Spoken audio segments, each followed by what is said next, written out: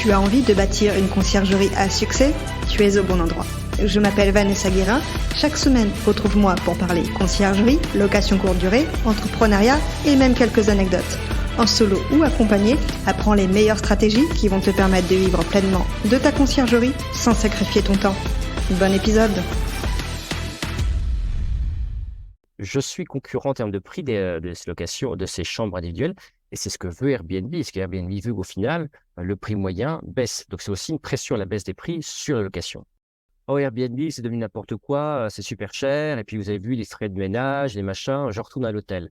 Ah, mais regardez, les frais de ménage, c'est 75, c'est 100, c'est n'importe quoi. Et puis donc, ils font une prise d'écran de ça se partage sur Twitter, et tout ça se crée une image comme quoi Airbnb est très, très, très cher. Booking, ça redémarre pas mal. C'est pas si mal que ça, Booking. Et pour être transparent, moi, j'ai travaillé 5 ans au siège de Booking.com, je ne l'ai pas dit, justement à aider à adapter l'outil de Booking.com, à l'adapter de l'hôtel vers la location de vacances. Bonjour à tous, bienvenue dans ce nouvel épisode du podcast La Conciergerie. Aujourd'hui, j'ai le plaisir d'interviewer Thibaut Masson qui représente la société PriceLabs, société américaine de revenu management ou de tarification dynamique en français. Il va nous parler de plusieurs choses, des tendances du marché, des actualités sur la location courte durée. Il va notamment nous parler du nombre d'annonces qui est aujourd'hui sur Airbnb en France, de l'évolution qu'il y a eu depuis 2022 et jusqu'à maintenant. Il va nous parler également du top région en nombre d'annonces, aussi du nombre de professionnels ou du nombre de conciergeries sur Airbnb, mais il va aussi nous dire où il y a peu de conciergeries et pourtant l'offre augmente. Et pour finir, il va nous parler également d'astuces pour la réservation, pour générer des réservations de dernière minute. Et ça, c'est à la fin de l'épisode. Donc, restez bien jusqu'à la fin. Avant de démarrer cet épisode, je vous rappelle que vous pouvez vous abonner à la newsletter La Conciergerie qui paraît tous les lundis, où je vous donne des astuces pour développer votre conciergerie, développer votre chiffre d'affaires, développer votre visibilité, plein de choses sur le développement d'une conciergerie, tout simplement. Donc, je vous laisse dans les notes de l'épisode le lien de la newsletter. Place à notre conversation avec Thibaut Masson. Bonne écoute. Bonjour Thibaut, bienvenue sur le podcast La Conciergerie. Merci d'intervenir aujourd'hui sur le podcast pour nous parler des tendances du marché, de tout ce qui est location courte durée et je vous propose de vous présenter déjà en tant qu'employé chez PriceLabs, mais aussi personnellement. Vanessa, d'abord, merci beaucoup de votre invitation. Je suis vraiment content d'être ici. Je suis ravi aussi de parler à toutes les conciergeries, toutes les agences ou tous les autres qui nous écoutent aujourd'hui. De mon côté, la location de courte durée, je la connais par trois grands axes. Premièrement, en fait, je suis propriétaire depuis pas mal d'années de location de vacances aux Antilles, également à Bali. Donc, ça me donne une bonne idée, on va dire, une expérience directe de ce que c'est que gérer des maisons, que les mettre sur des canaux, que devoir générer des bookings en direct aussi. La deuxième expérience, en fait, j'ai fondé il y a quelques années un site anglophone qui porte sur tout ce qui est les nouvelles sur le marché. C'est-à-dire que je parle des stratégies d'Airbnb, des stratégies de Booking, je parle des tendances de marché. C'est un site qui s'appelle Rental Scale-Up. Et ça, Rental Scale-Up, c'est le troisième point, a été acquis il y a presque un an par PriceLabs. Donc, PriceLabs, c'est une société américaine qui va en fait vous aider à augmenter les chiffres d'affaires par exemple, en collant aux tendances du marché pour automatiquement augmenter ou descendre les prix des locations de façon à, par exemple, ça dépend des objectifs, mais ça aide à augmenter le taux d'occupation, augmenter les chiffres d'affaires. Et puis, on peut y imposer ses propres règles. C'est-à-dire que parfois, une conciergerie a des objectifs plutôt de taux d'occupation avec un propriétaire, ou c'est plutôt un objectif de revenu. Là, on va pouvoir en fait caler ses propres règles sur l'outil afin que les prix recommandés ou même les durées de séjour collent vraiment parfaitement à l'activité de la conciergerie. Donc, voilà ce qu'on fait. Et PriceLab est disponible en français depuis 3 semaines maintenant. Donc, je suis ravi de l'annoncer pour la première fois sur un podcast. Super, parce qu'effectivement, oui, j'utilise déjà PressLabs pour certains logements, des logements où justement je suis multiplateforme, et c'est vrai que c'était en anglais. Euh, ça va, ça reste quand même utilisable, mais maintenant que c'est en français, c'est encore mieux. Vous, du coup, c'est quoi votre rôle chez PressLabs? Alors, chez PriceLabs, moi, mon rôle, en fait, j'ai deux casquettes. Je continue toujours à écrire pour Rental Scale Up, donc le site d'actualité sur le secteur. Ça n'a pas changé. C'est-à-dire, c'est toujours une voix indépendante sur le marché qui analyse les stratégies d'Airbnb, qui explique pourquoi Airbnb fait ceci ou cela. Donc, je dis pas seulement, ah, Airbnb a plein de nouveaux outils, mais voilà pourquoi ils font ça. Par exemple, Airbnb vient de sortir Airbnb Rooms. L'objectif, c'est avoir plus de logements à petit prix sur Airbnb, parce que Airbnb, maintenant, une image très chère, par exemple, aux Pays-Bas, outre-Atlantique aux États-Unis. Donc, Airbnb Roux, c'est une stratégie qui fait ça. Et donc, j'explique un peu en fait, derrière ce qui se passe. Mais ça, c'est 20% de mon temps. Et 80% de mon temps, je suis vraiment en charge du produit, du marketing produit au niveau mondial chez PriceLab. Donc, c'est par exemple de grandes choses, c'est se dire, on va sortir des versions en espagnol, en portugais, en italien, en français.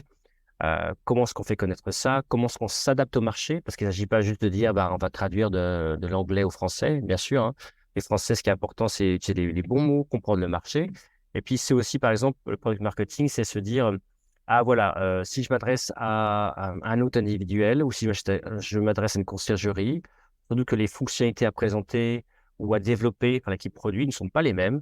La façon de peut-être lancer une nouvelle annonce n'est pas la même pour quelqu'un qui, tous les jours, pour une conciergerie ou toutes les semaines, rajoute une nouvelle annonce, on enlève une autre. Donc, il y a des outils de gain de temps qui sont très importants pour une conciergerie. Je veux pouvoir faire des changements de masse sur plusieurs annonces qui ne sont pas forcément pertinents pour un petit hôte qui, lui, il ou elle se dit, moi, je n'ai pas beaucoup de temps, je veux juste faire les choses de manière simple. Donc, voilà, le marketing produit, c'est un peu finalement comprendre le marché et essayer de se dire, ben, qui sont nos utilisateurs, ils sont différents, quels sont leurs besoins et si à ce moment-là, d'adapter le produit pour répondre à ces besoins.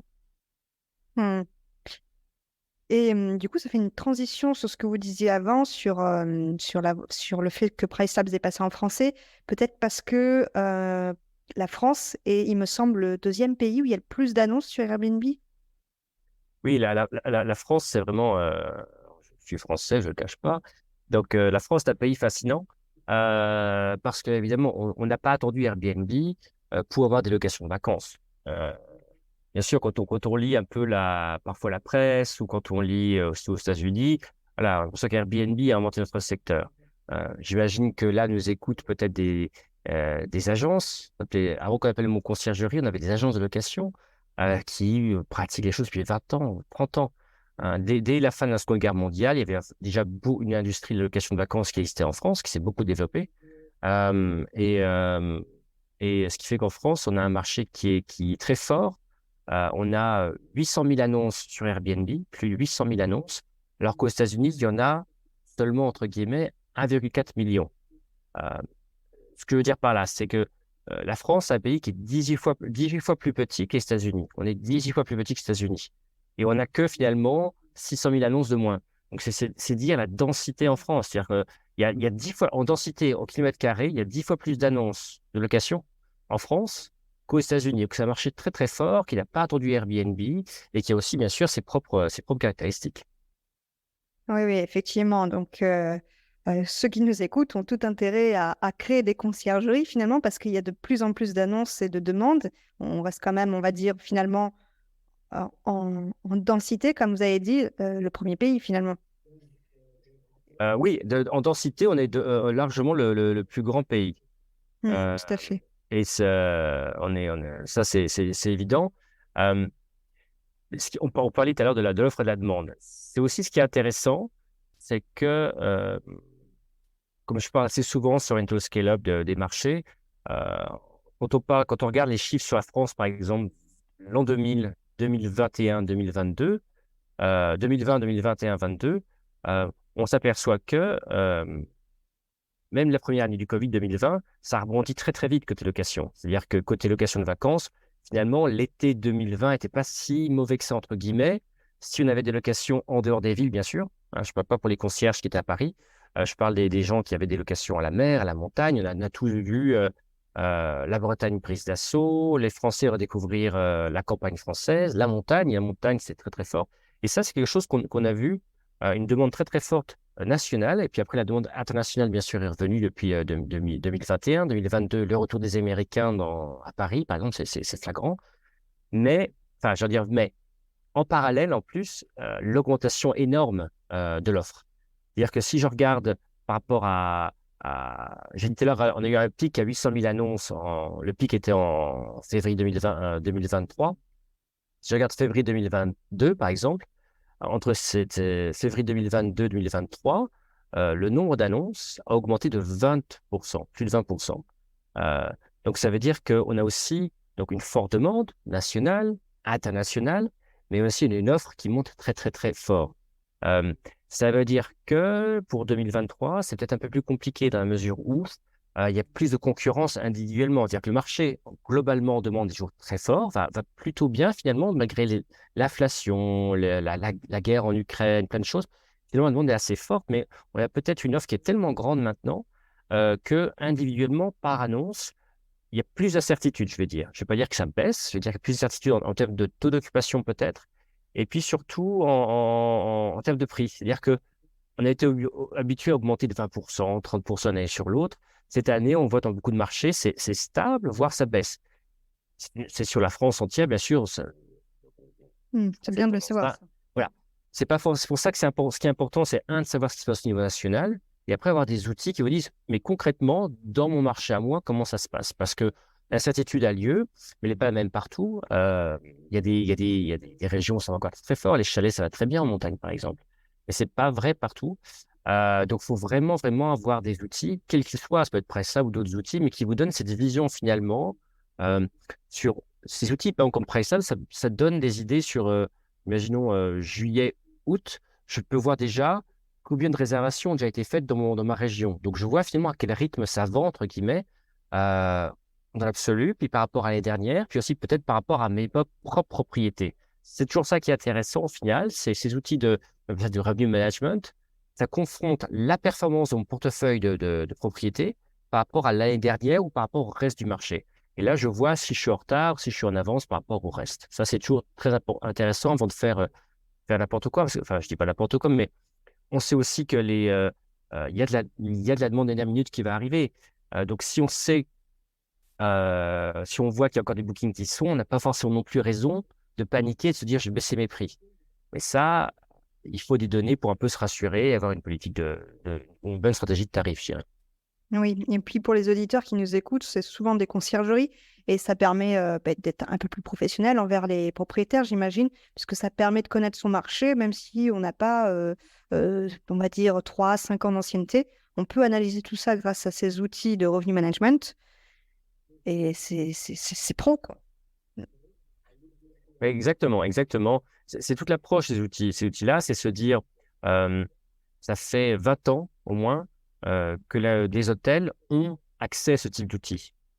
Mais assez souvent, il faut avoir des formations assez avancées de revenu manager, c'est un métier.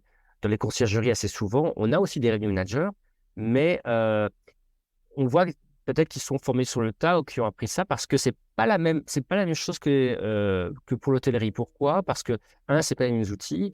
Deuxièmement, dans l'hôtel, genre, il faut que je vende. J'ai finalement un bâtiment dans lequel il faut que je vende. J'ai des types de chambres dedans. Il faut que je vende des chambres. Et puis, si au final, j'en ai une qui est vide cette nuit, une chambre qui est vide cette nuit, c'est pas si grave. Quand je dis location, si ma location est vide cette nuit, mais elle est vide à 100%. Hein, l'occupation est zéro si je n'ai pas vendu. Parce que dans l'hôtel, l'occupation, ça peut être 90%. Nous, assez souvent, par propriété, l'occupation, c'est 0 ou 100. Bien sûr, c'est un portefeuille, bien sûr, c'est différent. Donc, c'est pour ça que c'est différent, c'est un vrai métier. Et, et l'approche de PriceLab, c'est de se dire, on va faire un outil qui va être simple pour un autre, mais aussi qui va avoir plein de fonctionnalités pour une conciergerie. Je parlais de gain de temps, par exemple, avoir des rapports, savoir où on va, puis se comparer aussi derrière au marché, comme vous disiez, ça, c'est vraiment important. Mhm. Je rebondis sur ce que vous aviez dit sur l'évolution qui était de plus de 20% entre février 2022 et février 2023. Arrêtez-moi si je me trompe, hein. C'est un comment dire, c'est une évolution qui est plutôt régulière ou c'est parce qu'il y a eu un pic après Covid? En nombre d'annonces, c'est une bonne question en fait. Ce qu'on voit, c'est que finalement 2020, 21, c'est le rétablissement. C'est-à-dire que des gens étaient sortis du marché. Euh, Reprenons 2020, par exemple, les villes, en ville, assez souvent, il n'y a pas beaucoup de demandes dans les grandes villes. Paris, c'était très, très dur, mais encore maintenant, on arrive seulement au niveau d'avant Covid, alors que des régions comme la Bretagne étaient en plein boom. Euh, Ça fait se dire, certaines personnes en 2021, par exemple, mais ce serait pas mal si moi aussi, je me joignais à la danse et que moi aussi, je me mettais à louer quelque chose que je louais jamais ou on va taper quelque chose et faire de location. Donc, finalement, cette forte demande dont on a beaucoup parlé dans les médias, bien sûr, qu'on voit qu'on voit aussi dans les chiffres, ça a motivé certaines personnes à, pourquoi pas, construire, investir ou retaper des locations. Ce qui fait que ces locations-là sont arrivées sur le marché, j'ai envie de dire, fin 2022 ou même arrive encore sur le marché en 2023, à un moment où justement la demande est encore très forte, mais où les gens se posent des questions de niveau de prix. C'est-à-dire que la demande peut toujours rester forte. On peut avoir beaucoup de gens qui ont très envie de rester, d'acheter, mais peut-être à un prix moins fort. C'est aussi ça qu'on constate, c'est que la question de niveau de prix est importante, d'autant plus qu'il y a plus d'offres et de choix. Et puis la dernière chose que je rajoute, c'est que dans les chiffres price que je communique, je ne compte que, quand je parle des nombres d'annonces sur Airbnb, je ne compte que les locations courte durée, au sens où location entière, individuelle, où vous restez avec vous, vos amis, votre famille. Je ne compte pas les chambres privées. Or, comme j'ai expliqué un peu au début, la grande politique d'Airbnb en ce moment, c'est de pousser leur produit qui s'appelle Airbnb Rooms, donc les chambres individuelles privées chez le particulier, parce que c'est moins cher, parce qu'aussi avec toutes les règles, toutes les restrictions, les réglementations, c'est une garantie pour Airbnb de continuer à maintenir une offre dans des villes où peut-être il y a plus de contraintes. Ça veut dire que tous ces annonces-là, j'en ai pas parlé, ça aussi, ça croît. Et nous, parfois, quand on est dans le secteur, on se dit, mais c'est pas grave, c'est pas concurrent. Bah si, en fait, parce que euh, si moi, je suis quelqu'un qui va sur la plateforme Airbnb, peut-être que si je cherche quelque chose pour deux personnes, quand je tape pour deux, Airbnb va me présenter, si je ne file pas plus, va me présenter indifféremment des chambres ou des locations. Donc, en ce sens, je suis concurrent en termes de prix de ces locations, de ces chambres individuelles. Et c'est ce que veut Airbnb. Ce qu'Airbnb veut, au final, le prix moyen baisse. Donc, c'est aussi une pression à la baisse des prix sur les locations. Je vois. Donc, d'après vous, Airbnb a lancé les Airbnb chambres en France pour cette raison, pour se diversifier et au cas où il y aurait peut-être des réglementations différentes, c'est ça? Oui, pour deux choses, hein. Pour effectivement être sûr d'avoir une offre abordable. Airbnb sur les réseaux sociaux, mais beaucoup aux États-Unis étaient très, très critiqués pour être. Alors, je vais le dire en français, ça ferait Oh, Airbnb, c'est devenu n'importe quoi, c'est super cher. Et puis, vous avez vu les frais de ménage, les machins, je retourne à l'hôtel. Et ça a été relayé énormément dans la presse et dans les réseaux sociaux aux États-Unis, à tel point qu'Airbnb s'est dit on a un problème de marque. Tellement du côté, ah, on est la marque où c'est pas cher, alternatif, finalement, on devient. Mais quelque part, c'est aussi ce qui est arrivé, parce qu'ils ont abandonné finalement tout ce qui est les chambres privées, qui était leur origine, ils l'ont abandonné ça. Ils ont poussé beaucoup finalement les locations. Et quand on arrive sur la homepage de la page d'accueil de Airbnb, on voit ces super maisons design, super jolies, mais qui sont à, je sais pas, à 500 euros la nuit. Donc, si c'est la première fois que je suis à Airbnb, je vois ça, je me dis, mais Airbnb, c'est super cher. Donc, c'est une volonté d'avoir une nouvelle offre qui baisse les prix. Et deuxièmement, effectivement, il y a aussi une volonté de pouvoir avoir, si jamais, par exemple, tout le centre d'Amsterdam, euh, c'est un peu compliqué, mais on va dire jusqu'à très récemment, il y avait interdiction de faire de la location court terme. Tout le centre était banni, fini. Donc, si Airbnb voulait offrir quelque chose, c'était via des particuliers qui offraient une chambre. Donc, c'est vraiment important pour une marque comme eux de pouvoir avoir des offres dans des grandes villes où ça devient parfois compliqué d'avoir, je sais pas, une licence ou d'avoir un numéro d'enregistrement. On le voit à Barcelone, c'est très têtu. Barcelone, par exemple, il n'y a plus une seule nouvelle licence qui est accordée. Donc, si vous voulez faire de la location, bah, il faut racheter à quelqu'un à prix d'or une licence, enfin, ou son appartement, ou alors, bah, faut faire de la chambre. Hmm. Oui, parce qu'on n'a pas précisé, là on enregistre, mais vous êtes à Amsterdam. Oui, Donc, exactement, effectivement. exactement. Je suis pas aux Antilles en ce moment, je suis aux Pays-Bas. Ouais. Oui. Et mais d'ailleurs, c'est assez étrange ben, que les États-Unis trouvent que Airbnb c'est cher parce que j'ai l'impression que en France, c'est plutôt le contraire. on trouve que Airbnb, c'est les annonces et les logements pas chers. Et j'ai beaucoup, moi-même, dans ma conciergerie, des propriétaires qui me disent on veut être sur Booking parce qu'on gagne plus avec Booking. Alors que sur Airbnb, ils veulent pousser les prix vers le bas, les voyageurs. Donc c'est étrange quand même, du coup, ce point de vue Oui, différent. c'est vraiment intéressant parce qu'aussi, alors ça c'est, on pense qu'on veut des réseaux sociaux, moi j'en pose beaucoup de mal, mais ce qu'on voit assez souvent sur Twitter, c'est-à-dire qu'on voit typiquement euh, quelqu'un qui a fait une prise d'écran, une résa Airbnb, et qui va dire, ah regarde, qui va réserver pour 2 nuits, typique. Il réserve pour 2 nuits, et puis les frais de ménage, bah, ça va être, imagine c'est une grosse maison, quoi. Les frais de ménage, ça va être, je sais pas, 75 euros, 100 euros et ce qui se justifie pour une grande maison, sauf qu'ils réservent Mm. pour 2 nuits. Donc le prix par nuit, je sais pas, ça va être 100 dollars par exemple. Puis ils disent, ah mais regardez les frais de ménage, c'est 75, c'est 100, c'est n'importe quoi.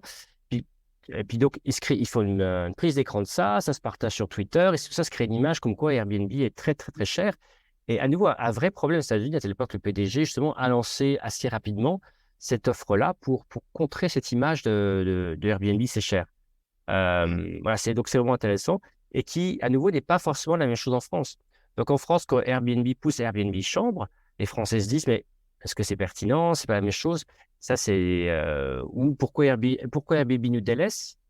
Mais ce qui est aussi intéressant, et je comprends aussi, en France, j'ai quand même pas mal de gens aussi qui me disent, mais Booking, ça redémarre pas mal.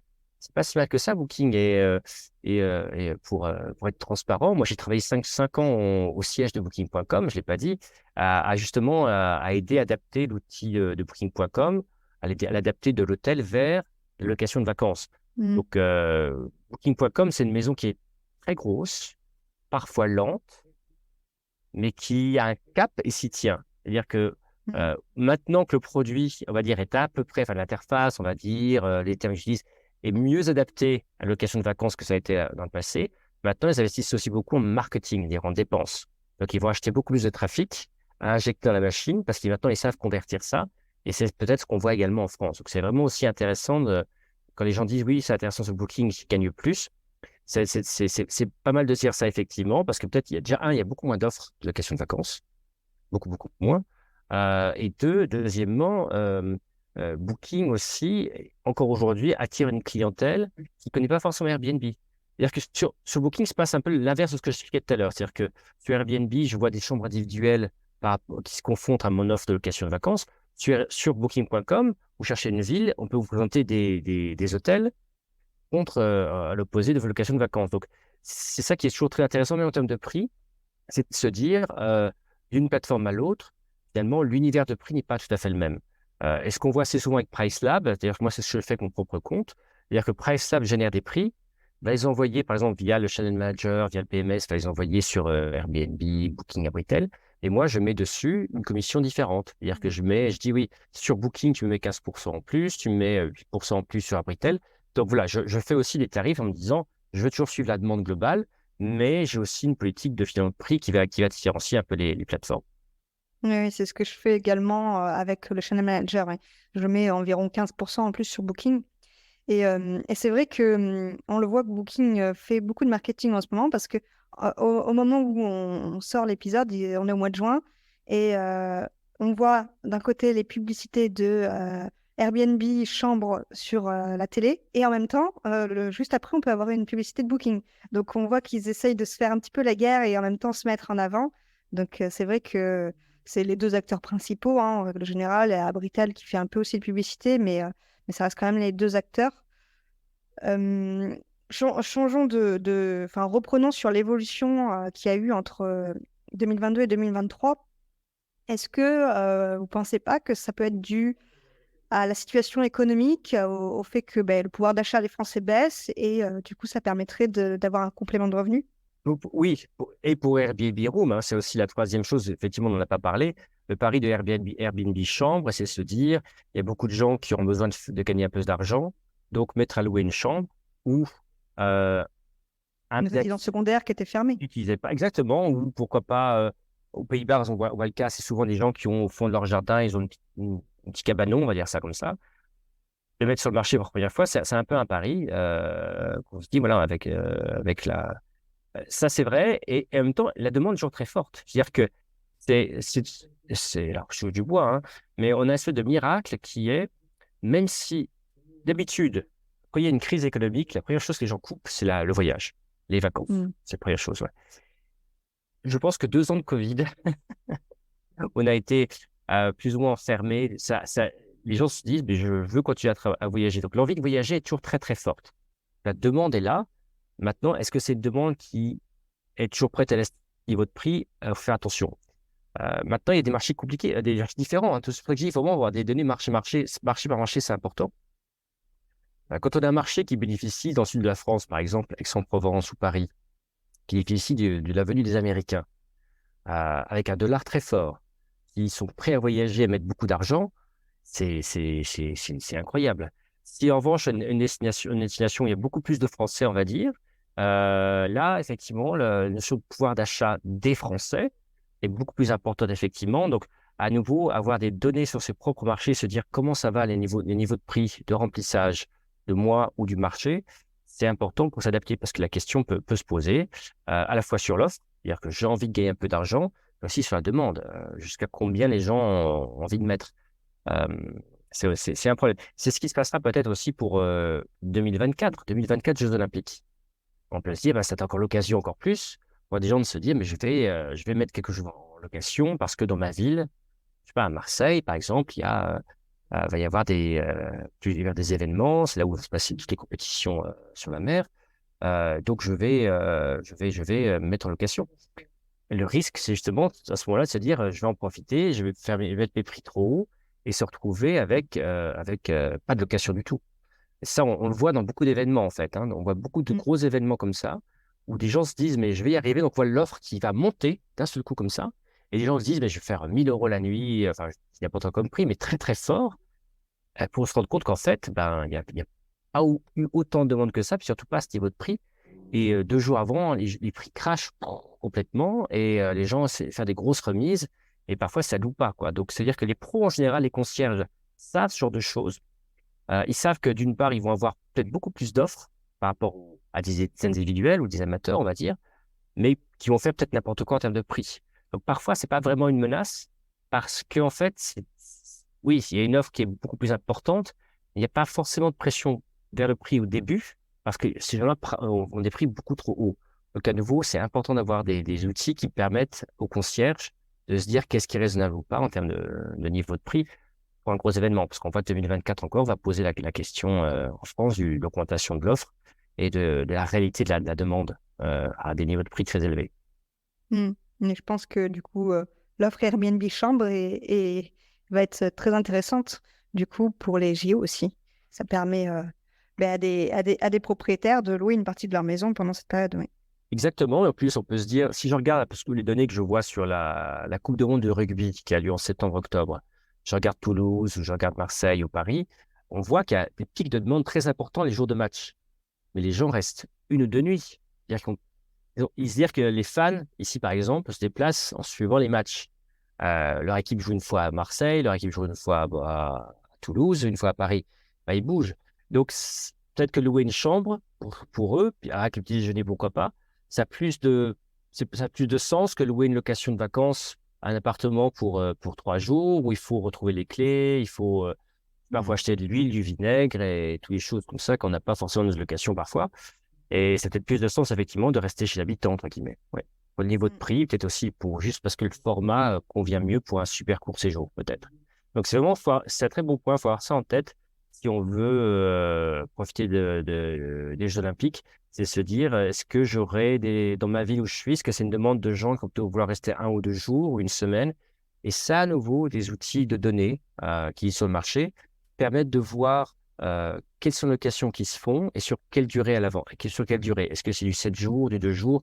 Je disais sur septembre, ce qui est normal pour les matchs, ben, les gens viennent 1 ou 2 nuits, peut-être qu'il reste 2 jours pour voir le match et puis visiter un peu la ville, puis repartir après ailleurs. Mm. Et du coup, j'imagine qu'avec Price Labs, on peut voir les prévisions qu'il va y avoir, c'est ça? Exactement. PriceLabs permet de... C'est-à-dire que tous les jours, PriceLabs, en fait, analyse des milliers d'annonces sur Airbnb, sur Abritel également, et aussi des données sur Booking.com. Tous les jours, prend toutes ces données-là et voit, par exemple, compare d'un jour à l'autre les réservations qui ont été faites. C'est-à-dire qu'on voit très bien d'un jour à l'autre que certains calendriers ont reçu des réservations, elles sont fermées.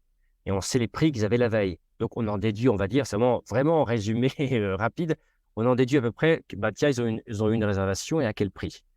Ça veut dire que on voit très bien, on est capable de voir marché par marché, et les réservations sont faites déjà pour juillet 2023, août 2023, et de savoir combien de réservations sont faites par rapport aux annonces disponibles et à quel niveau de prix. Et ça, effectivement, nous permet, c'est pour ça qu'on peut partager des tendances. Par exemple, on sait que pour l'été 2023, on voit que le taux d'occupation, en fait, est pas mauvais. Ça s'est vendu, entre guillemets, plus vite que l'année dernière. Mais les niveaux de prix sont en fait comparables à l'année dernière sur ce qu'on voit. Ça ne tient pas compte des prix de ce qui va arriver en juillet, en août. C'est-à-dire qu'en juillet et août, imaginons que beaucoup de gens peut-être se retrouver avec des locations vides, ou peut-être se mettent à baisser les prix. Et là, je dis que pour l'instant, ce qui a déjà été vendu à un prix comparable à l'année dernière, mais si on doit faire beaucoup de promos dernière minute, ça va faire que la moyenne finale va peut-être se retrouver en dessous de l'année dernière, en moyenne sur la France. Voilà, donc c'est Intéressant, oui. important. Et ça, ces données-là, c'est marché par marché. Donc, c'est vraiment important. Après, ça vous permet de dire, moi, mon marché, c'est, je sais pas, c'est 1 kilomètre autour de chez moi, c'est 5 kilomètres, 50 kilomètres. Sur des communes en France, parfois, c'est pas la commune qui est importante, c'est le rayon autour d'une propriété, par exemple, d'une adresse, et de définir ça et de se comparer à son marché pertinent. Hmm, je vois. D'ailleurs, peut-être on peut voir aussi le nombre d'annonces par région. Exactement. C'est des chiffres que vous avez. Oui, tout à fait. Si je regarde à nouveau, je regarde le nombre d'annonces sur Airbnb, euh, assez souvent, on pense que on parle toujours de Paris en France.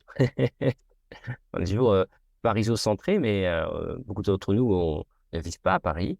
Et on voit un peu aussi la réalité du marché. C'est qu'en fait, la première région en nombre d'annonces n'est pas Paris, mais c'est Provence-Alpes-Côte d'Azur. Et quand on y pense, oui, c'est un peu logique finalement. Cannes, Nice, l'arrière-pays, il y a Aix, il y a la montagne. Donc c'est très gros puisque là, j'ai des chiffres d'avril et c'était à peu près 138 000 annonces. 138 000 annonces. C'est plus gros que certains pays. Le deuxième, c'est Rhône-Alpes-Auvergne avec 116 000 annonces. Et enfin, arrive Île-de-France avec 83 000 annonces. Au final, ils sont troisième, tout à fait. Et 83 000 annonces contre à nouveau 138 000 dans le PACA. Euh, voilà, donc c'est ça qui est vraiment intéressant. Maintenant, euh, il faut dire qu'on a saisonnalité, c'est-à-dire que Paris a une saisonnalité qui est moins marquée dans le sens en termes de taux d'occupation, c'est-à-dire que ça se loue toujours tout le temps, toute l'année, on va dire à Paris. Euh, Dans les grandes villes en général. dans les grandes villes en général, voilà. En arrière-pays provençal, bien sûr, il y a le travail à distance aujourd'hui. Les saisons, l'été est beaucoup plus long qu'avant, hein. L'été, souvent en septembre, voire en début octobre, dans une saison maintenant d'occupation. Mais malgré tout, voilà, le mois de février n'est pas un très gros mois en général. Donc, c'est une saisonnalité qui est plus marquée. Donc, on peut très bien se dire que l'Île-de-France, par exemple, a un nombre d'annonces qui est inférieur. Mais si je projette avec les revenus, en fait, ils sont numéro 2 derrière le PACA. Donc voilà, donc c'est bien sûr comme d'habitude dans notre métier de conciergerie, il faut tenir compte souvent de la disponibilité, du nombre d'annonces, mais aussi finalement du taux d'occupation fois le niveau de prix, qui fait qu'en termes de RevPAR, on va dire, euh, l'Île-de-France les forme sûr très très bien. En plus, la clientèle d'affaires est aussi là pour occuper tout ce qui est appartement, appart-hôtel, donc ça rajoute également au maintien de la demande sur l'Île-de-France. Est-ce que vous pouvez préciser le RevPAR, ce que c'est? Bien sûr. Donc, le RevPAR, donc, ça veut dire Revenue per Available Room. Donc, ça veut dire, en gros, euh, on connaît le niveau de prix, le prix moyen par jour. Bon, le prix moyen par jour, c'est j'ai vendu 3 nuits à 100 euros, ma moyenne par jour, c'est 100. Euh, et puis après, j'ai un facteur important qui est le taux d'occupation. Par exemple, pour 100 locations que j'ai, il y en a 20 qui sont occupées, mon taux d'occupation, c'est 20%. Ben, le RevPAR, finalement, c'est un facteur, la combinaison de ces deux facteurs-là. Euh, à quel niveau était mon remplissage, taux d'occupation, et à quel niveau de prix? Si je multiplie les deux, ça donne le RevPAR. Finalement, le RevPAR, c'est bien meilleur. Enfin, c'est une donnée qui me permet de capturer, d'avoir une très bonne idée de est-ce que je gagne plus d'argent ou pas que l'année dernière. Et le chiffre d'affaires, finalement, est fonction de mon niveau de prix et de mon taux de remplissage. Donc voilà, c'est ça RevPAR. C'est pour ça que c'est vraiment intéressant Il n'y a pas vraiment de mot en français, je crois, pour ça, mais c'est en gros, c'est le chiffre d'affaires que je fais par, on va dire, par location. On va dire ça comme ça. Et ça, évidemment, ça, c'est un bon indicateur de savoir ce que ça marche mieux que l'année dernière. D'accord, oui, c'est un prix en euros du coup, c'est un revenu. Exactement. Est-ce que par location, je gagne 1000? Est-ce que par location, je gagne 800 l'année dernière? Donc, ça marche mieux. Et mon chiffre d'affaires, bien sûr, est fonction à quel prix je vends, puis combien de nuitées j'ai vendues. Hmm. Pour continuer sur les tendances du marché, est-ce qu'on peut parler peut-être que vous avez les chiffres sur le nombre de professionnels qu'il y aurait sur Airbnb? Alors, il faut Oui. expliquer nombre de professionnels, à partir de quand on considère que c'est un professionnel d'abord, et savoir, est-ce qu'il y a beaucoup de professionnels sur Airbnb? Alors, c'est une bonne question. Euh, En fait, définissons ensemble ce que c'est que professionnel. Parce que il y a plein de façons de définir professionnel. Par exemple, sur Airbnb, parfois, on vous demande si l'annonce ou si votre compte, est-ce que vous êtes un professionnel ou un particulier pour des raisons de taxes imposées par l'Union européenne. Enfin, c'est compliqué. Je ne parle pas de ça, en fait. On va parler un peu différemment. On va définir ici par un nombre d'annonces. Hein. On est là pour le podcast à conciergerie, on a découpé un peu les annonces Airbnb. On va dire, ce qu'on appelle individuel. Donc, c'est les gens qui ont de 1 à 4 annonces. Les petits concierges, c'est de 5 à 15 annonces. Concierge moyen, on va dire de 16 à 50 annonces. Et gros concierge, plus de 50 annonces. Donc, gros, c'est plus de 50 et individuel de 1 à 4. Donc, bien sûr, c'est bien sûr un découpage subjectif, mais je vais essayer de répéter pour l'avoir en tête. Donc, individuel avec 1 à 4 annonces, en fait, ça représente 43% des hôtes. Donc, 43% des hôtes sur Airbnb ont entre 1 et 4 annonces. Ok. Euh, 5 à 15, c'est 39%. Et ça, je ne suis pas trop surpris parce que euh, même quand je travaillais chez Booking.com, on a toujours une image, on parle beaucoup, enfin, quand on parle des concierges, on parle beaucoup des grands concierges qu'on connaît tous en France. On connaît Cocooner, on connaît des grands concierges, mais euh, les gens qu'on voit pas ou que l'on pense pas, c'est tous ces gens qui sont très entreprenants, les entrepreneuses, les entrepreneurs qui ont justement entre ces 5 et 15, 5 et 15 propriétés, qui les ajoutent ou qui sont en croissance et qui constituent une grande partie du marché. Parfois, c'est des gens qui vont s'arrêter à ce seuil de 15 à 20, on va dire. Ici, j'ai des 15, mais 15 à 20 est vraiment toujours un seuil parce qu'au-delà de 20, par exemple, parfois, il faut passer à j'embauche plus de gens, j'automatise. Peut-être que jusque 20, j'arrive tout seul ou on y arrive à deux en couple à gérer. Euh, mais ça reste énormément sur le marché. Donc, de 5 à 15, c'est 39%. Entre 16 et 50, c'est 6% des autres. Et plus de 50 annonces, c'est 12%. Donc 12% des autres. Ça, euh, 12% pour plus de 50, c'est ça? oui, exactement. Et ça, c'est normal parce qu'en fait, il y a beaucoup, il y a beaucoup de grosses agences. C'est-à-dire qu'en fait, on a aujourd'hui une espèce de dichotomie, je vais envie de dire, entre des gens qui gèrent à eux-mêmes leurs 20 annonces, et après, il y a les très gros, et au final, il y a entre les deux, ça existe, mais ça monte très vite maintenant entre 20 à. C'est-à-dire que soit j'ai grossi, j'ai fait un scale, et j'ai passé le cap entre 20 et 50, je suis au-dessus, ou soit je vais rester un peu en dessous. C'est-à-dire entre 20 et 50, c'est vraiment une zone de transition pour beaucoup de gens, parfois instable. On le voit, c'est parfois instable, parfois on se déleste de propriété parce que c'est plus facile, un peu plus petit, ou on réussit à structurer, ou on a envie de structurer, on n'est pas obligé, hein, et on arrive à ce cap-là. Donc c'est vraiment intéressant. Oui, c'est Donc, intéressant parce qu'effectivement, désolé, je vous coupe, mais bien sûr. effectivement, on voit que 5 à 15 annonces en général, c'est les petites conciergeries qui démarrent, mais on peut voir du coup que on va vite augmenter son parc parce qu'il y a quand même 12% qui ont plus de 50 annonces et peu qui ont entre 16 et 50. Donc, effectivement, ça va, en fait, ça va augmenter, mais automatiquement, on va dire presque. Oui, exactement. C'est vraiment des seuils vraiment, vraiment importants. Euh, j'ai des données aussi par région, mais j'ai des en chiffres absolus. Donc, ça va pas nous aider. Il faut que je regarde un petit peu parce qu'en fait, Ce qui est aussi intéressant, c'est que d'une région à l'autre, la répartition, on va dire, des grosses conciergeries par rapport aux individus n'est pas forcément la même. Et alors, je ne peux pas donner les chiffres exacts là, euh, parce que ça va pas coller. Euh, J'ajoute juste peut-être rapidement. Mais si je regarde en proportion, par exemple, euh, les individuels, par exemple, alors c'est paradoxal, mais sont moindres en Bretagne, par exemple, ou en Pays de la Loire, où on a beaucoup plus de... Non, j'ai dit bêtises, pardon. Les très grosses agences, la couleur est mauvaise. Euh, Ça, c'est large. Grosse agence, plus de 50 annonces? Exactement. Donc, les individus, c'est très, très gros, par exemple,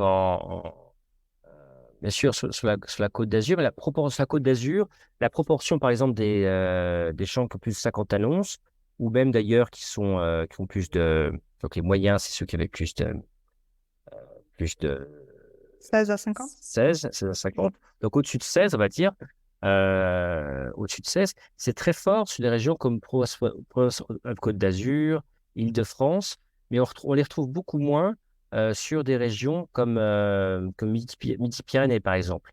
On retrouve moins ces gros concierges.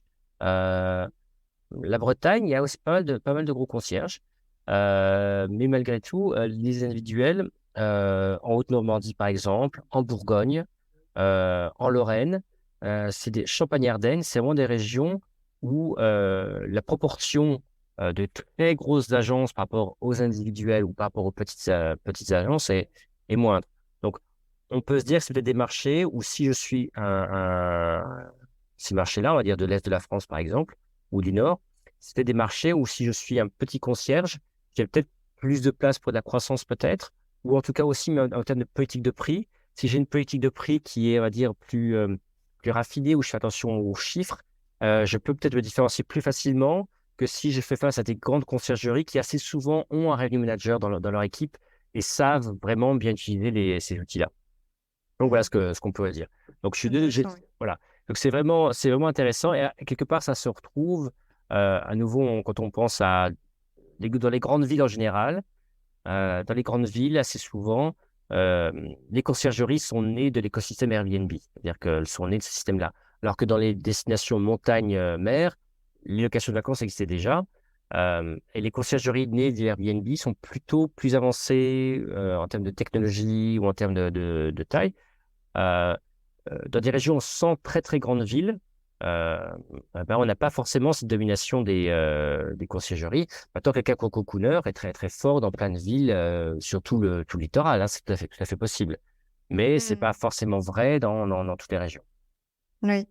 Et ça me fait penser que j'avais fait un épisode de podcast, mais là, j'ai pas le numéro sous les yeux, où j'avais expliqué qu'il fallait créer euh, sa conciergerie en campagne. Parce qu'en fait, il y avait beaucoup d'offres de personnes qui avaient une annonce de propriétaires et qui n'avaient pas, ils ne pouvaient pas déléguer parce qu'il n'y avait pas de conciergerie. Donc, c'est exactement ce qu'on vient de dire là, finalement.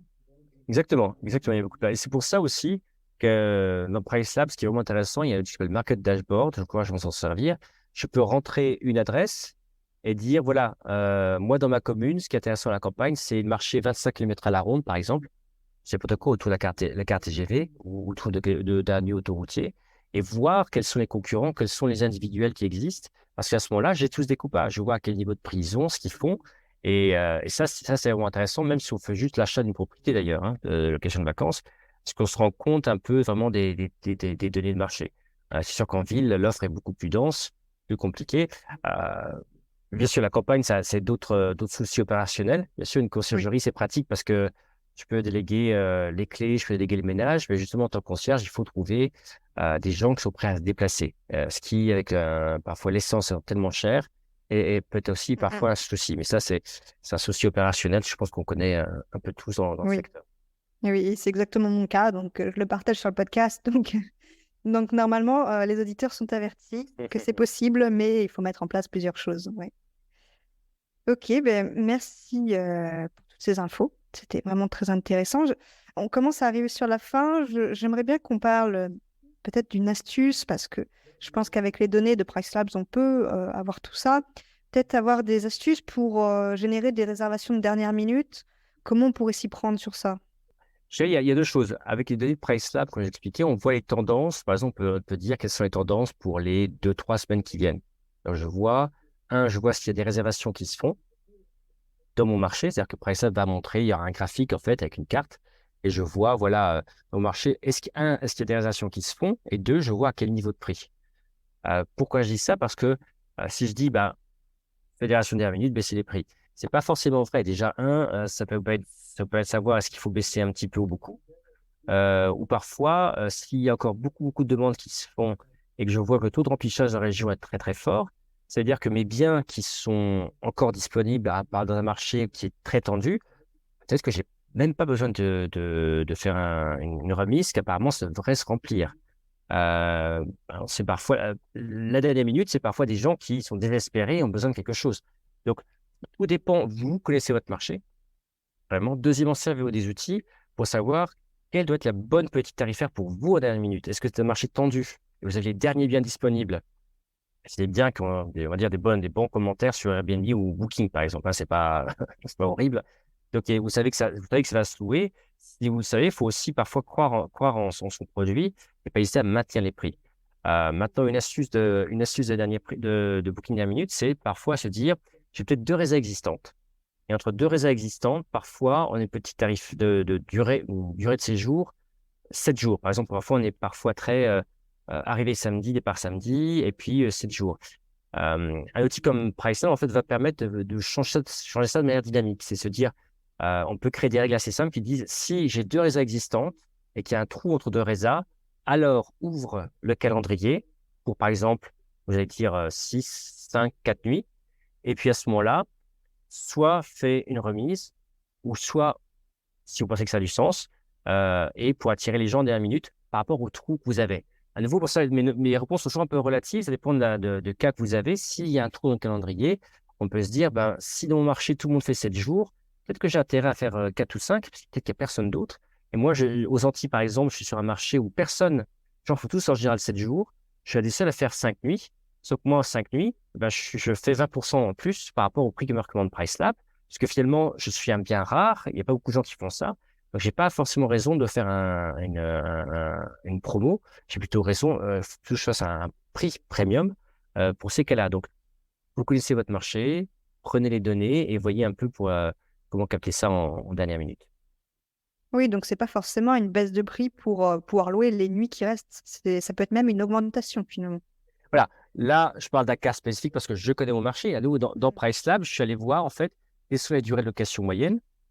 Je vois très très bien qu'en fait, et je connais aussi les règles dans le marché. Je sais que je suis un marché où les gens font 7 jours. C'est 7 jours.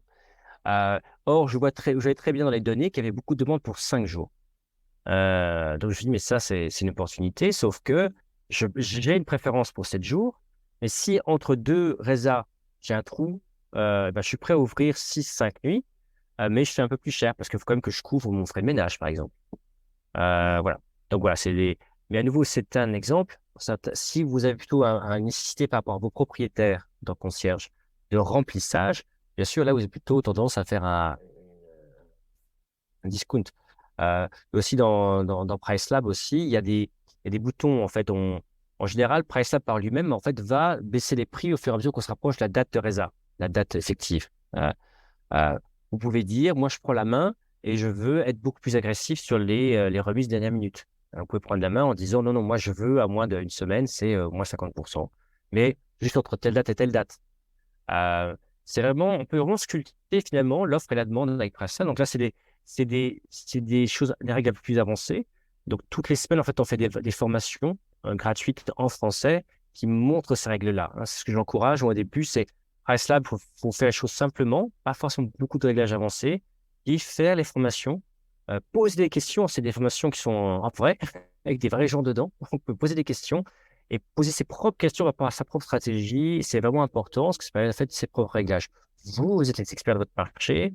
On vous donne les données. Et puis après, quand même, demandez en général, enfin, en général, par exemple, Marie, qui est du marché français, elle a été revenue manager pour des concierges. Donc, elle connaît très, très bien les problématiques. Donc, elle sait de quoi elle parle. Elle peut vous conseiller par rapport à vos stratégies en vous écoutant. Donc, ça, c'est vraiment fondamental pour bien réussir. Par exemple, il n'y a pas une boîte noire, mais il faut il faut, comment dire, parfois faire les formations. Et ce qui est parfois compliqué, à nouveau, une conciergerie, il y a de l'opérationnel et des tas de choses. Donc, c'est complexe. Mais c'est pour ça qu'être en français, c'est important pour nous parce que ça simplifie les choses. Parfois, moi, je regarde les termes, je regarde le logiciel en français, il y a des choses qui me sautent aux yeux, qui ne me sautaient pas aux yeux en anglais. Pourtant, je parle un petit peu anglais, mais voilà, c'est parce que dans sa propre langue, on voit mieux les choses, tout simplement.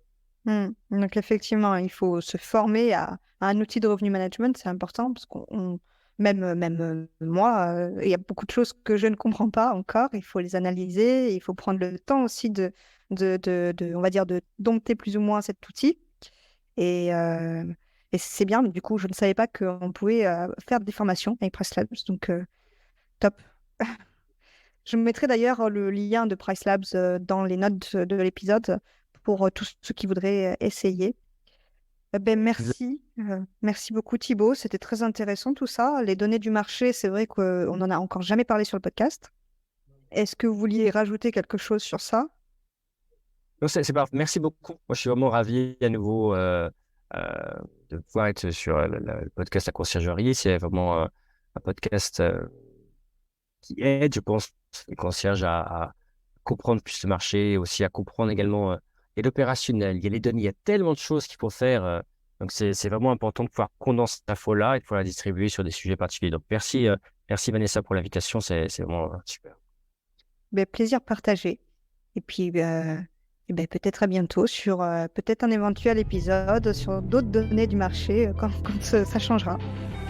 Avec plaisir. À bientôt. Merci, au revoir. Et pas si vite, tu as apprécié cet épisode, tu peux le partager à ton entourage ou encore mieux, laisser un avis 5 étoiles sur ta plateforme d'écoute préférée et un commentaire. Je te dis à bientôt.